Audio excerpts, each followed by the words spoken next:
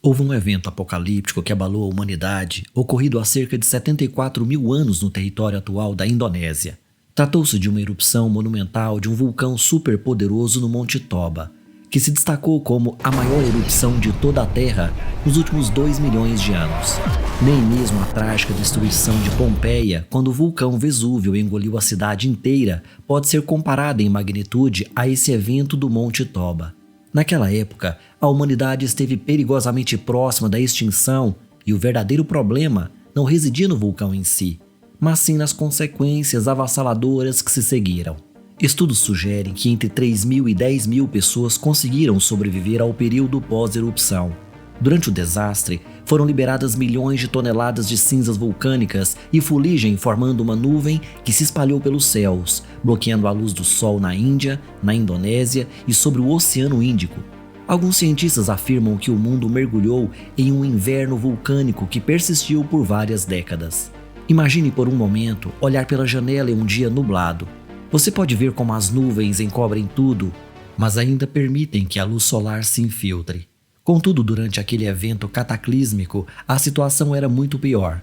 O dióxido de enxofre presente nas cinzas vulcânicas refletia intensamente a luz solar, enquanto as partículas e a poeira levaram um tempo considerável para se estabelecer. Talvez tenham viajado pelos 4 cantos do planeta, semeando destruição por onde passavam, afetando severamente inúmeras formas de vida. Muitas plantas não conseguiram sobreviver devido à falta de luz solar e a temperatura da Terra despencou vários graus, desencadeando uma série de desastres.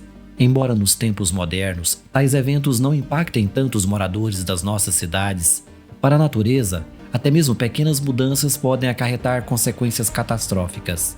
Por exemplo, plantas e insetos são capazes de se adaptar à mesma temperatura ao longo de milhares de anos, mas uma onda intensa de frio os aniquila. Isso resulta na escassez de comida para alimentar suas crias, e a população de todas as criaturas selvagens começa a declinar. Os antigos povos dessa época sobreviviam caçando herbívoros e coelhos bagas, frutas e cogumelos. No entanto, a erupção destruiu quase tudo, além de ocasionar uma carência de vitamina D devido à falta de luz. Como resultado, as pessoas passaram a sofrer de uma profunda depressão. Contudo, alguns cientistas acreditam que muitos sobreviveram a esse período com certa facilidade, especialmente aqueles que habitavam a costa da África do Sul. O oceano escapou dos danos mais graves desse desastre e as tribos que habitavam próximo às águas colhiam uma abundância de peixes.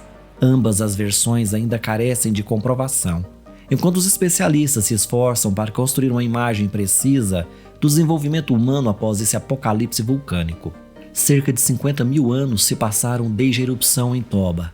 Quando finalmente o sol atravessou as nuvens e as cinzas assentaram-se no solo.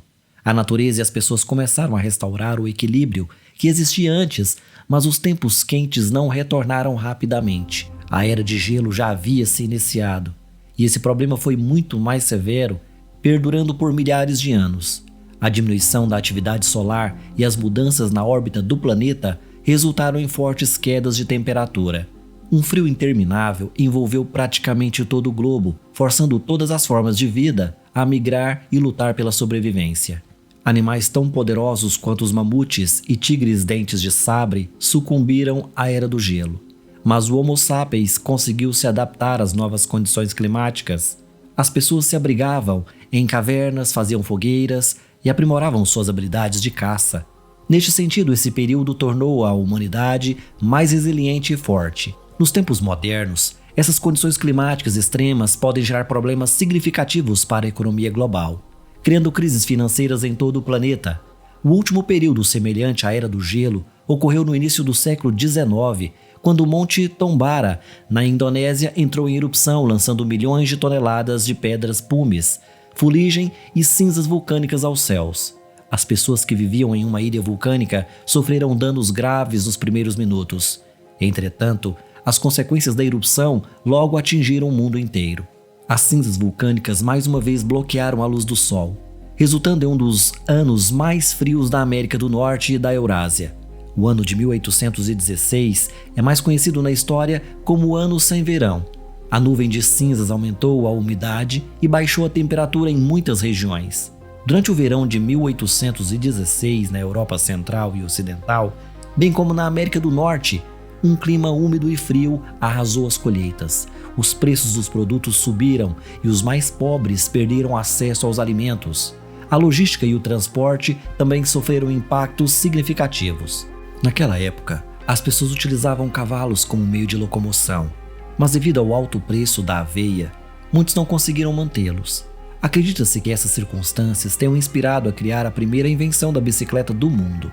Além disso, existe uma teoria de que a erupção do tambor tenha ajudado a dar vida ao famoso Frankenstein. Vários escritores, incluindo Michele, reuniram-se em uma vila na Suíça, onde começaram a escrever histórias fantásticas.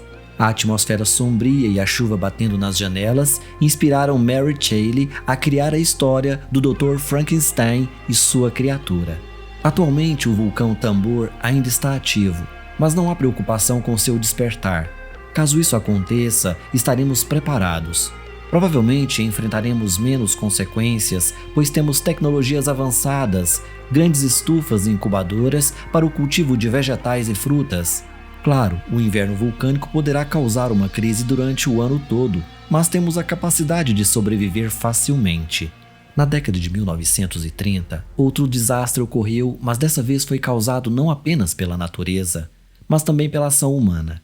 Naquela época, muitos países dependiam fortemente das plantações e vastas áreas foram dedicadas a elas. As pessoas estavam envolvidas na agricultura excessiva, esgotando rapidamente o solo de seus nutrientes essenciais para o crescimento do trigo e do milho. Isso resultou na transformação da camada superior do solo em pó. Ventos sopraram do oeste para o leste, atingindo estados como Colorado e Nebraska, Texas e Oklahoma nos Estados Unidos, levantando nuvens densas de poeira. Esse período, conhecido como Dust Bowl, durou 8 anos e representou um dos maiores desafios da Grande Depressão. Muitas pessoas foram forçadas a deixar suas casas e se mudar para outros estados. As tempestades de poeira se tornaram tão intensas que bloqueavam a luz do sol. Em Washington, cidades inteiras foram cobertas por uma chuva de areia, causando problemas respiratórios. Até mesmo cidadãos dos navios que navegavam no Oceano Atlântico relataram a poluição causada por essas tempestades. Poderosos terremotos, erupções de supervulcões, inundações, incêndios e furacões varreram espécies inteiras de animais do planeta. No entanto, o ser humano sempre encontrou uma maneira de sobreviver. Diante dos desafios mais extremos, a resiliência e a criatividade da humanidade prevalecem, permitindo que superemos as adversidades e encontremos novas formas de prosperar. Nas condições mais desafiadoras, não precisamos nos preocupar com a próxima catástrofe global. Vamos enfrentá-la? Espero que sim. Mas se for algo tão impactante como aquela de um enorme meteorito ou uma atmosfera envenenada, nesse caso seria melhor encontrar uma ilha remota ou até voar para a Lua. O importante é ter a oportunidade de recomeçar. Afinal, mais cedo ou mais tarde, o apocalipse chega ao fim e a Terra se renova como nova. Uma alternativa seria refugiar-se em um bunker subterrâneo, com grandes estoques de comida e oxigênio. Com uma população atual de cerca de 8 milhões de pessoas no mundo, seria possível prosperar novamente e restaurar a população com apenas algumas centenas de 5 mil indivíduos. A história mundial já registrou casos em que pequenas tribos, com apenas algumas centenas de membros, sobreviveram por séculos e até milênios. No entanto, para alcançar esse objetivo, seria necessário deixar para trás as megacidades que dependem fortemente de campos agrícolas e colheitas.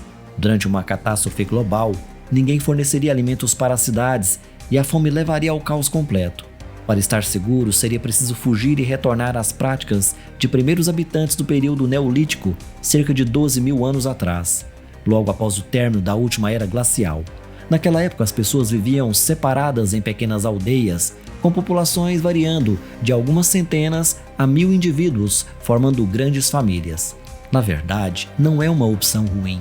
Após o apocalipse, cultivar vegetais em uma pequena fazenda, desfrutar de alimentos saudáveis e aproveitar a natureza pode ser um caminho agradável para recomeçar. Encontrar equilíbrio com a terra e viver em harmonia com os recursos disponíveis torna-se a chave para a sobrevivência e a reconstrução de um novo mundo.